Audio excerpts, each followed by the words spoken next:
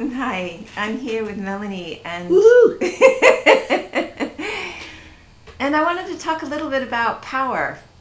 Mm-hmm. And I was just hearing people came back from a conference in Australia and talking about patriarchy and religious organizations and abuse of power and all kinds of things like that. Yeah.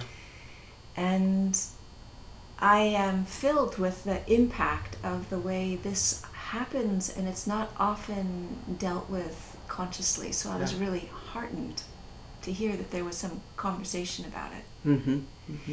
But what really interests me is not the out there conversation, but the in here experience of how I hold power and use it internally and with others. Mm-hmm.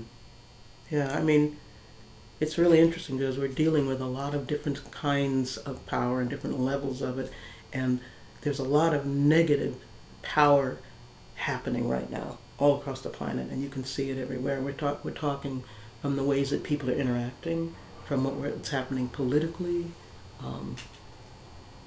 dealing with people who are, quote, powerless, the children at the border, and how is power wielded, and how do we use our power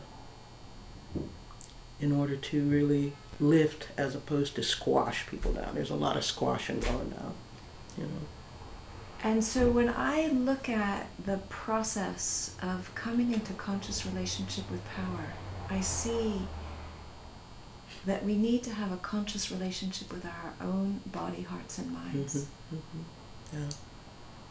It's very true. And I don't think people understand the harm that power can do and how we wield that power. And that's, there's so many ways that you can get people to come with you as opposed to rolling over them. That's right. And we need more of that.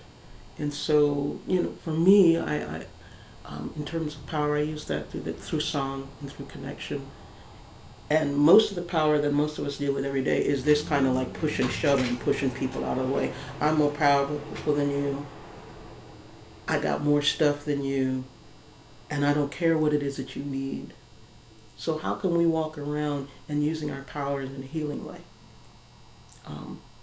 Because there's some nasty, there's a lot of people using their power like a cudgel. And then what is power? What does it mean to be powerful? What is the thing that should be behind your power?